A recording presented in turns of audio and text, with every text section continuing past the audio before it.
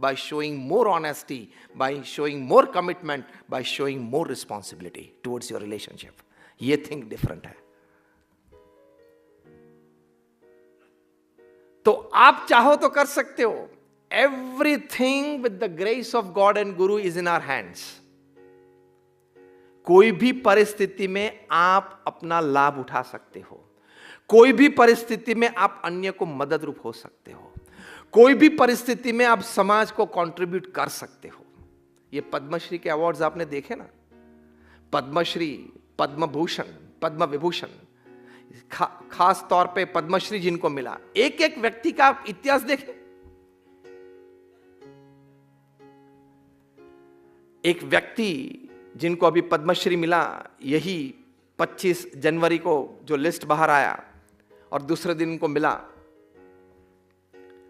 ये इस बार I am talking of the year 2023.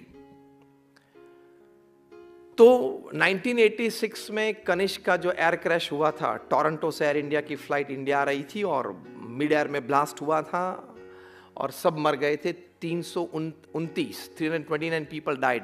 उसमें से इस व्यक्ति के धर्मपत्नी और दोनों बच्चे थे, एक लड़का और एक लड़की. He lost.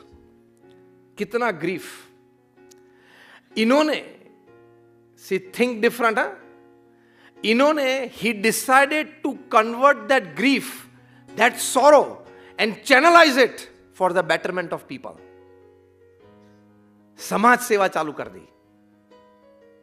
And he facilitated education of thousands of less privileged children. उनको जब पूछा गया तो उन्होंने कहा कि मैं बड़े शोक में था, बड़ा दर्द था, बहुत बड़ा दुख था, लेकिन मैंने नक्की ये किया. See think different. मैंने क्या सोचा? I want to convert this grief, convert this sorrow into some kind of betterment of the society. सभी केमिकल्स को कोई और उपयोग के लिए कैटलिस्ट के रूप में आप कोई पदार्थ का उपयोग कर सकते हो. उसी तरह सभी प्रकार के दुख या परिस्थिति को समाज उपयोगी या व्यक्तिगत उत्कर्ष के लिए आप कैटलिस्ट के रूप में एक अच्छे विचार से परिवर्तित कर सकते हो. उन्होंने ये किया, पद्मश्री तक पहुंच गए. तो when you think different you become different. वही सौर और ग्रीफ के साथ चलते तो शायद पागल भी हो सकते थे, डिप्रेशन में भी चले जाते, स्ट्रेस भी आ जाता. लेकिन और कुछ चुना, और कुछ सोचा, और कुछ बन गए, और कुछ दिया समाज को. खुद भी बन गए, दिया भी सही. तो when you think different you be different, you succeed different. हमारे गुरु प्रमुख स्वामी महाराज की इच्छा थी, उनके गुरु के आशीर्वाद थे कि लंदन में हम बड़ा मंदिर बनाएं. मैं 90 की साल की बात कर रहा हूं. तो वहां हैरो नाम का एक एरिया है, सबब है, वहां बीएपीएस संस्था ने एक जमीन संपादन की. आसपास के रेसिडेंट्स ने हम पे, बीएपीएस संस्था पे कोर्ट में केस दर्ज किया कि this people will keep on singing the bhajans and ringing the bells till 12 midnight, they will disturb our peace and privacy. तो केस दर्ज हुआ, सिग्नेचर कैंपेन चला और फाइनल कोर्ट में फुल जजमेंट आया कि BAPS can not come up with a mandir here. यहां BAPS मंदिर नहीं बना सकता. प्रमुख स्वामी महाराज यहां बड़ौदा में, गुजरात में, भारत में थे. वहां से हमारे बोर्ड ऑफ ट्रस्टीज ने फोन किया कि Swami ji we have lost the case और अब वहां हम ये प्रकल्प नहीं कर पाएंगे. ये एक सेटबैक था ना, जोरदार झटका था प्रमुख स्वामी महाराज को अपने जीवन में. अपना संकल्प, अपना स्वप्न, वो उनके सामने ही, उनकी आंखों के सामने टूटता हुआ नजर आ रहा था. लेकिन ऐसे जो वाइज पर्सन होते हैं, जो कमिटेड पीपल होते हैं, वे थिंक डिफरेंट. फर्स्ट रिस्पॉन्स क्या था? हमारे सदगुरु संत पूज्य विवेक सागर स्वामी वहां प्रत्यक्ष थे, उन्होंने ये देखा. फर्स्ट रिस्पॉन्स प्रमुख स्वामी महाराज का क्या था? ये समाचार सुन दें, जैसी भगवान की इच्छा. सी स्टेबिलाइज्ड हिमसेल्फ. शॉक के सामने पहले स्टेबिलाइजेशन चाहिए. जैसी भगवान की इच्छा. दूसरा वाक्य वे क्या बोले कि हमने अपना पुरुषार्थ किया था, अब जो भी परिणाम आया हम स्वीकार करते थे। एक्सेप्टेंस। तीसरा विचार क्या दिया, क्या बोले? डिटर्मिनेशन। हम सभी ने साथ में बैठ के तय किया है कि वहां मंदिर करना है, भारतीय संस्कृति का आदर्श दर्शन पश्चिम के लोगों को करवाना है, बड़ी अच्छी प्रदर्शनी भारतीय संस्कृति परंपरा की वहां करनी है। तय किया है तो जरूर करेंगे। ये भूल जाओ और जमीन ढूंढना चालू कर दो। This is thing different. अच्छा, ऐसा कोर्ट का डिसीजन आया, फुल एंड फाइनल जजमेंट है, ठीक, अब कुछ नहीं कर पाएंगे, चलो छोड़ दो ये प्रोजेक्ट को। No, this are not the material that great people are made of. और वहां दूसरी जमीन पाई निस्दन में, वहां मंदिर बनाया। पत्थर, मार्बल और ग्रेनाइट आता था यूरोप से कंडला में, क्योंकि भारत का पत्थर ग्रेनाइट वहां एक्सट्रीम कंडीशंस सहन नहीं कर सकता, फट जाता है। तो वहां से आया कंडला में, गुजरात में आया, फ्री ट्रेड जोन में, वहां से राजस्थान में हमने मूवमेंट करवाई। वहां ये पत्थर का गढ़न हुआ, ये पत्थर वहां पे घड़ा हुआ पत्थर वापस लंदन गया और 28,000 carved pieces of stone, of marble, of granite, like a jigsaw puzzle, were put together without a single stone being wasted. Sigma 6 award जिसको बोलते हैं, single piece being wasted in a span of just 28 months. और जब बना तब readers digest magazine ने लिखा, it is the 8th wonder of the world. ऐसा काम करके दिखाया। लंदन के आइकॉनिक बिल्डिंग्स में आज वो एक अग्रिम स्थान पे है। तो थिंक डिफरेंट क्या होता है? तीसरी बात मैं इस विषय में समझाना यह चाहता हूं कि कोई भी परिस्थिति हो, कोई भी संजोग हो, उसमें से आप रास्ता ढूंढ सकते हो। If there are 10 obstacles, there are 100 different ways. सामान्य रोड पे काम चालू होता है तो वहां भी डायवर्जन होता है कि नहीं? जीवन में हर प्रश्न के डायवर्जन होते हैं, चिंता मत करना। थोड़ा अपने आप को स्टेबिलाइज रखना, थोड़ा धैर्य बना के रखना, पेशेंस थोड़ा रखना। There is always light at the end of a dark tunnel. यह सिद्धांत है, यह सिद्धांत है। There is always light at the end of a dark tunnel. अंधेरा छा गया है आपके प्रकल्प में, आपके कार्य में, आपके जीवन में, फिर भी एक लाइट तो है। सिर्फ धैर्य बना के रखना है। वो जो समय आया है, वो जो कालखंड है, वो कालखंड को आपको पास करना है। बाकी आगे लाइट है। कॉलोनियलिज्म से अगर अमृत काल आ सकता है तो हमारे जीवन में भी आ सकता है। अमृत काल चल रहा है ना, वो आ सकता है तो हमारे जीवन में भी आ सकता है। और अमृत काल में से भी महाअमृत काल होगा जब NEP 2020 के फल आपको 10-15 साल में दिखने लगेंगे। National education policy, the new education policy, उसमें सब कुछ है। तो कहने की बात है, when you think different, you be different and you succeed different. एक आखिर बात करके मैं पूरा करना चाहूंगा। सबसे बड़ा थिंकिंग डिफरेंट क्या है जिससे आप अपने जीवन को बेहतरीन बना सकते हो? अगत्य की बात है, संतोष पा सकते हो।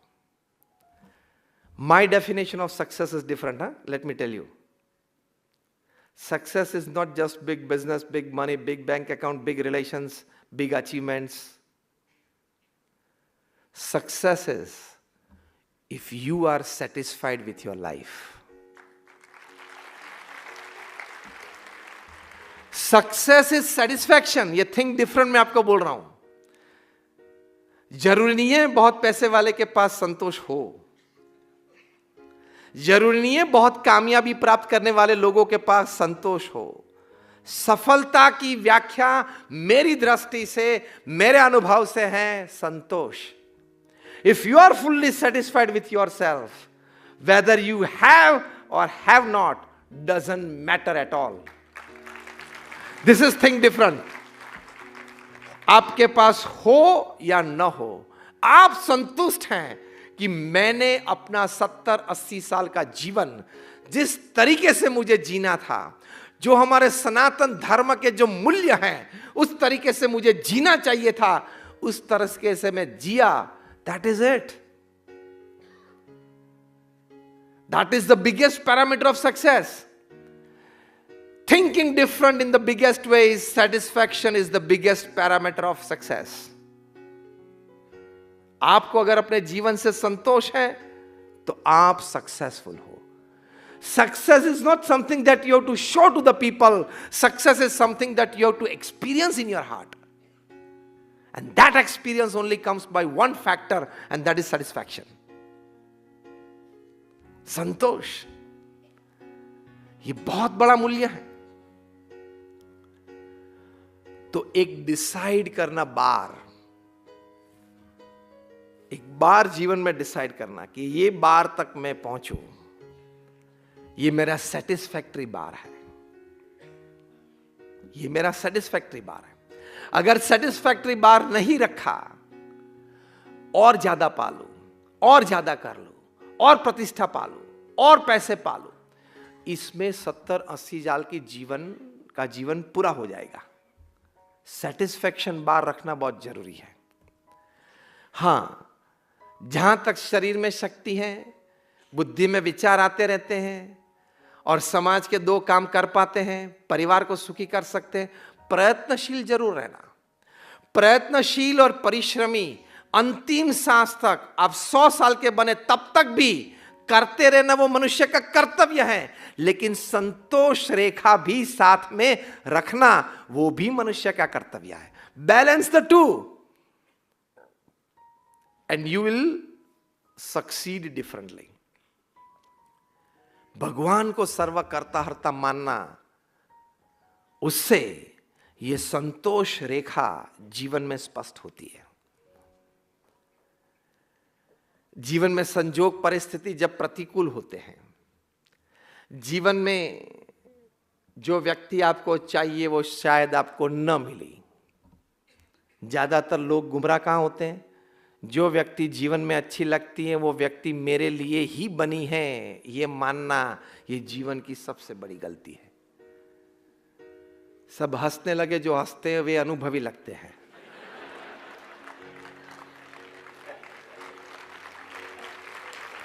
विद्यार्थी ज्यादा ताली बजाते हैं, कॉलेज युग का समय है.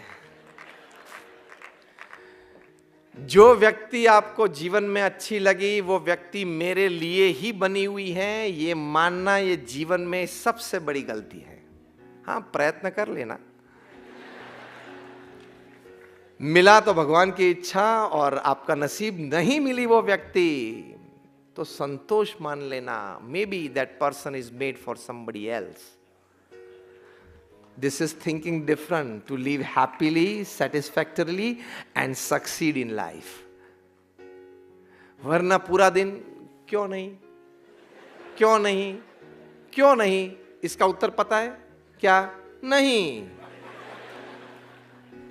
इसका उत्तर इतना ही है, क्यों नहीं, क्यों नहीं, क्यों नहीं, तो नहीं.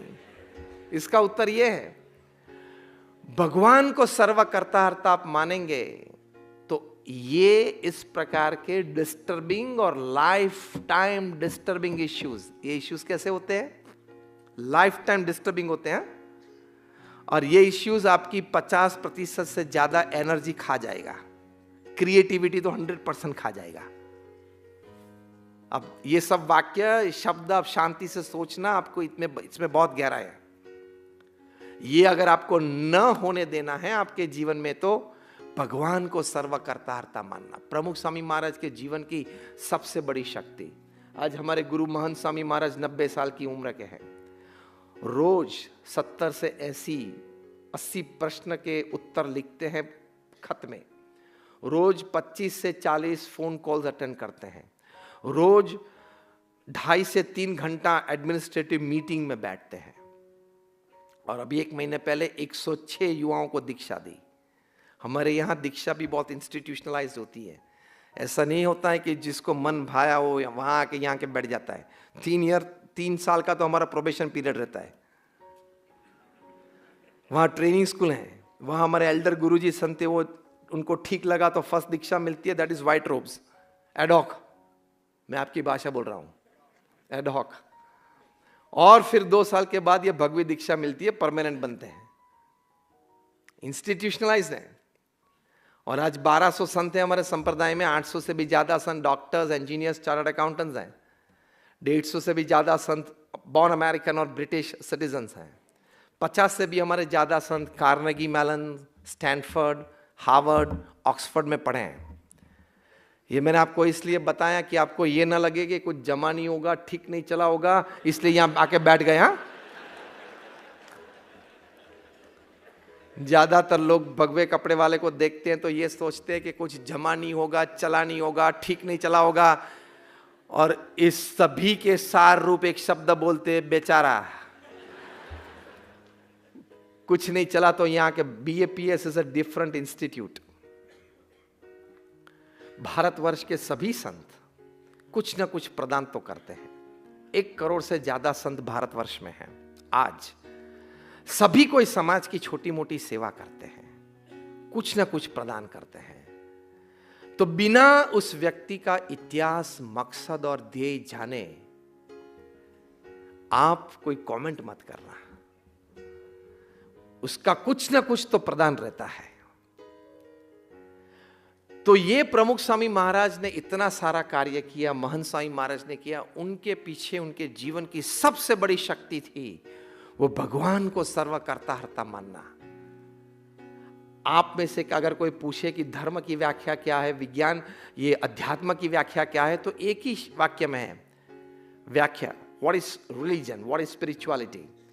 The definition is whatever has happened in my life so far, whatever is happening at the moment, and whatever will happen in future happens with the wish of God, happens for my good, and if I keep that attitude, it will happen for my progress.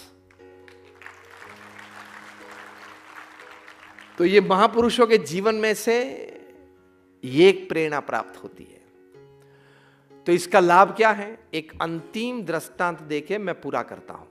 1992 में जब हमने स्वामीनारायण अक्षरधाम गांधीनगर का उद्घाटन किया, by the way, how many of you have been to Akshardham at Gandhinagar or Delhi? Just raise your hands, like quite many of you. उसी संस्था से हम आते हैं। ऐसा बड़ा अक्षरधाम अभी रॉबिन्सविल न्यू जर्सी में बन रहा है, जो अगस्त महीने में हमारे गुरुजी उद्घाटन करेंगे। ऐसा ही एक अक्षरधाम संकुल अबू धाबी में बन रहा है, जो फरवरी 2024 में उद्घाटित होगा। ऐसे ही Akshardham complex Johannesburg South Africa में बन रहा है, सिडनी में ऑस्ट्रेलिया में बन रहा है।